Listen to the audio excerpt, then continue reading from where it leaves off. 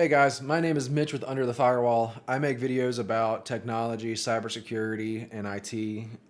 This week, I wanted to talk a little bit about how to get started in IT, what to expect, how to tailor your resume to get the jobs that you want, how to get your foot in the door, what skills to have, all that good stuff, right?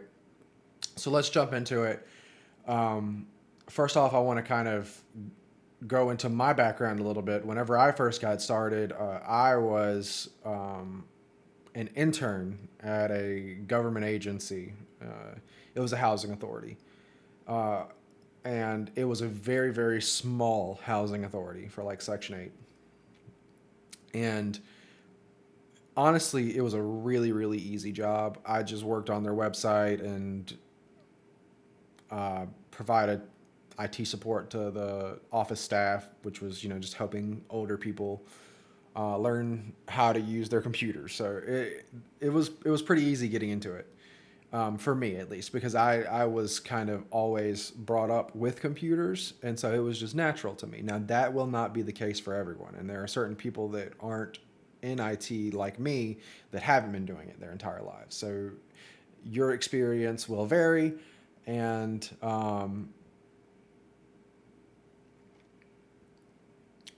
no no one experience is universal, is what I'll say. But since I entered the field, things have changed a lot. The barrier to entry for IT has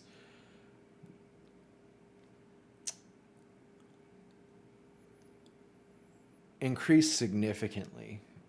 Um, it's much harder now because the field is far more competitive than it used to be. And that's not a bad thing because it does weed out a lot of people that just aren't simply meant for this career. I will be honest with you guys. I will not sugarcoat it for anyone. And I would rather you go into I would rather you go into this knowing what to expect than to be blindsided and left thinking, what the fuck am I doing here? So I want to say that IT is a very challenging career. I would compare it to almost like being a doctor. It is very rewarding, it is very challenging, um, and providing your users with support, especially whenever you do it well and you are very accomplished and you really hit your groove with whatever role that you're in. It feels great. It is extremely satisfactory and satisfactory, and that feeling is second to none. Honestly, it is amazing. However, it is a double-edged sword. There's a lot of frustration. There's a lot of burnout. There is a lot of um, stagnancy at times, if you don't know which direction to go in, and that's kind of what I want to help you guys with. Is I see the one thing that really holds people back is kind of not understanding what to expect, getting stuck, and not knowing where to go, and just having that like freeze, right? It's like that freeze response where you are just overwhelmed to the point of absolutely being completely unreactive. And I have personally suffered from this, quite a bit. I know there were a few times where I struggled a lot and I felt like I wanted to give up, but I stuck it out. I hung in there. I've been in IT for almost 14 years now, and I wouldn't change it for the world. So, I am extremely content with my decision to stick it out. So, let's get into some of the jobs that you can kind of look at to get your foot in the door, right? And so I am a North Carolina resident, so I'm just kind of going to look at things within my state because that's what I'm most familiar with. However, the salaries and the job descriptions, the salaries at least will vary from state to state. The job descriptions are pretty universal everywhere, and so just keep that in mind. What is entry level pay here for me in North Carolina will not be entry level pay for someone in California, someone in Texas. I mean, it the cost of living kind of changes what you can expect salary wise. However, a lot of the skills are very transferable wherever you go, and so one of the things that you can kind of expect to start out in IT is looking for jobs like this. On-site field technician, that's a huge one. Any kind of like IT technician job, or IT specialist. They also are called IT specialists. You can find a lot of entry level jobs, kind of listed as either technician or specialist. And what you would expect is like the typical IT qualifications, right? You need experience working with the ticketing system. You need experience with Active Directory. You need experience with Windows 10 and 11, the standard Windows lineup. Maybe a little bit of Linux experience wouldn't hurt either. Mac OS too, if you have family or friends with Macs. Learning, all the operating systems will definitely help you out. One thing that I see now, a lot of companies are moving towards cloud services. Now, a lot of small businesses are not using cloud services yet. A lot of small businesses are still using like on-prem stuff. So be prepared to see a lot of outdated technology, because the likelihood of you getting a big corporate job for your first gig is almost next to none. You're probably going to start out in a small business somewhere, and it's going to be like a mom and pop shop, and you're probably going to be the only person there that does IT. It is a very high demand role, and there's not many of us that can do it. And so chances are you're going to come from humble beginnings just like me. And so my point is your first job is probably going to be something along the lines of just standard desktop support, messing with VoIP phones, doing like remote support, things like that. You may, especially if your company is like customer facing, like if you deal with like clients and customers, or your company does, you will likely have to support the products that they sell, and so keep that in mind. You'll have to learn the mechanics of what your products offer, and you'll have to learn how to repair, how to fix, how to troubleshoot everything that your company offers publicly. So make sure that whenever you go into jobs like these, you hit the ground running as fast as you possibly can, and go into it with the mindset of, I don't know everything. Because I promise you, if you enter a job like this, even if you think it is easy, even if you think that, I grew up with computers, I can do this, you will be humbled. I promise you. I was. And I'm an extremely smart man.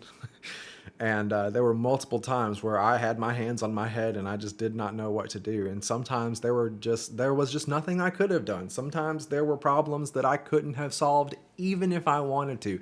And that's okay. It's a learning experience. You have to learn to take the successes with the failures, because if you don't, it's easy to be negative. It's easy to get down on yourself, because you will fail. It is not a matter of if, it is a matter of when. You will fail. You will stumble. It will be hard. You will feel challenged. You will feel overwhelmed at times. But what makes a good IT professional is being able to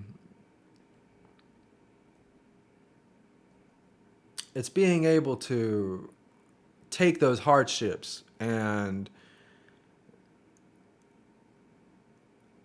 take your losses on the chin,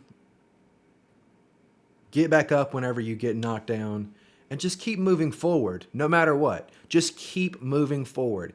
You're going to screw up, you're going to fail, but true failure only exists if you quit. If you don't give up and you get back up, you dust yourself off and you try again, that is not failure. That is a learning experience, and I want to make that very clear. So some of these entry level jobs, what their expectations are going to be is they're gonna be looking for like 1 year of experience, probably like an associate's degree or equivalent experience, right? I personally, I don't hold a lot of weight to computer science degrees, and I will tell you why. Experience is king in this field. Degrees mean almost next to nothing. Now, you will learn a lot of comp sci concepts if you get a comp sci degree, and traditional education can help you. However, you will fail in this field if you are going into it without pure intentions. You are setting yourself up for failure. If you go into this field and your goal is to have a high income job just for the sake of that title, you won't last. And this is why. In order to succeed in IT, you have to have a genuine curiosity of technology. This field changes constantly. And that's why I don't hold a lot of weight on degrees, because in academia, this field changes so quickly. Everything that you learn while you're in school, by the time you complete your degree, it's already all outdated. And to be honest with you, you spend so much time in college having to learn other unnecessary concepts. It takes away from your ability to actually dedicate yourself to the field and learn what you need to know to succeed in this career. Like, I'm sorry, dude. Yeah, I don't think that, you need like 5 English classes. I just don't. I think college is a way to drain a lot of students of money, and a lot of colleges see it as a business, and they don't necessarily have their students' best interests at heart, because they're just trying to charge you per credit hour. That's all they care about. They don't really give a shit what your actual goals and ambitions are. That's your responsibility. You have to know what's best for you. And if you don't, it's easy to get fleeced whenever you're going for a degree. That's why I don't like them. I think that I would take someone who has 8 years of experience. If I had a company, I would take someone who has 8 years of experience over someone with a master's degree fresh out of college every freaking day of the week. Every single day. And it's because, like I said, in this field, experience is everything. There are things that you just are not going to learn unless you are just thrown into the pool, feet first, in the deep end, and are told, listen, buddy, this is up to you, sink or swim. You're just not going to learn. And it's almost like a fight for survival in this field, because it is so insanely competitive that in order to succeed, you have to constantly learn. I mean, dude, I have been in IT for 14 years now. I am almost 32. I started whenever I was 18 with an internship. And even then, I was still studying for IT before that. I started making websites, building computers and stuff whenever I was 14 years old. And so, professionally, I've been in this field for 14 years, and my learning still has not stopped. My education still has not stopped. I learn new things every day, every single day, man. I love it, because once you get used to it, once you understand that learning is a part of your job, as long as you have that desire for knowledge, it's going to take you places. And so I want to look at some other jobs too. I feel like I rambled a little bit. Another job that you can kind of get into is like a tier one help desk. Help desk jobs are great for getting your foot in the door. That's going to teach you how to familiarize yourself with ticketing systems. It's going to allow you to practice like customer support. You're going to do a lot of phone support. You're going to be reading a lot of SOPs. That will help you with like technical writing, understanding how to write processes, how to design instructions for other people to read. It's going to teach you a lot about communication and follow up, because follow up is very important in this field. You have to do what you say you're going to do, or else people are going to get pissed at you. Like point blank, bottom line, period. If you make promises that are empty and you cannot if you cannot fulfill and live up to your word, people will take that very seriously. So, one thing I want to say is don't overcommit yourself. Learn boundaries and give yourself leniency with deadlines. If someone asks you, hey, how long is this going to take for you to do? Even if you know that you can, like,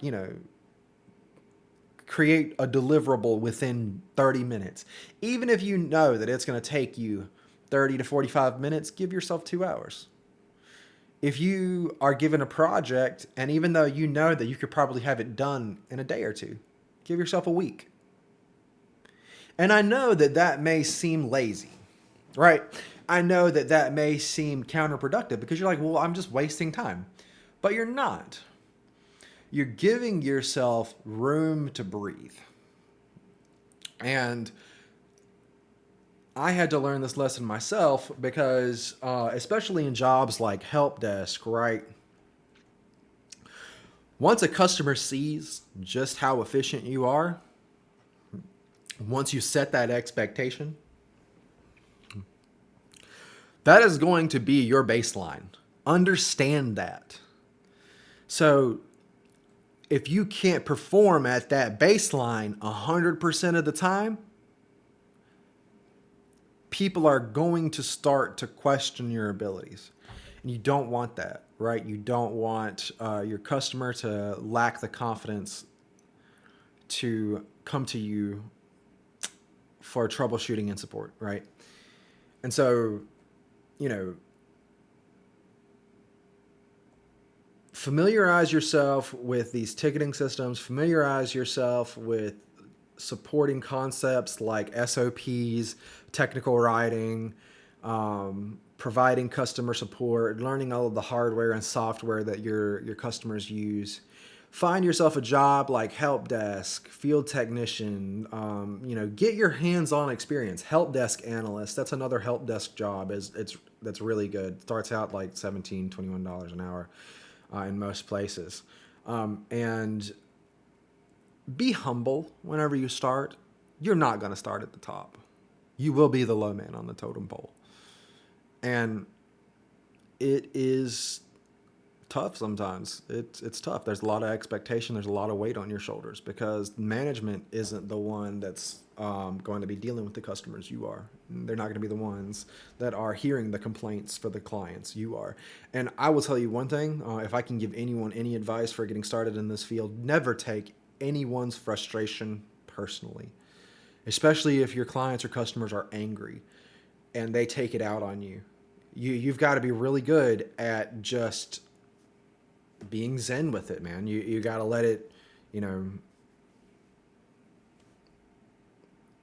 fly over you. You just got to let it go past you.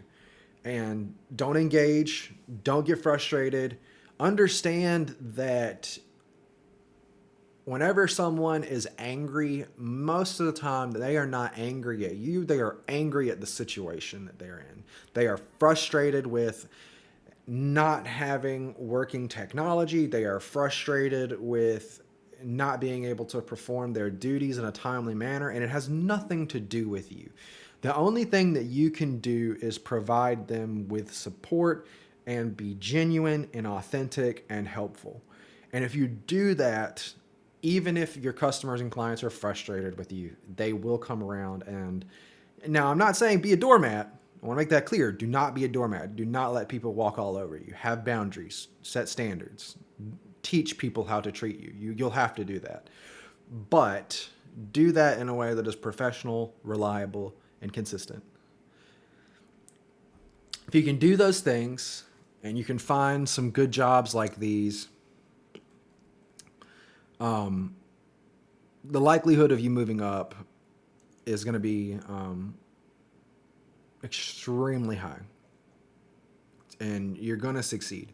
And if you have that curiosity to constantly learn, it will only do favors for you.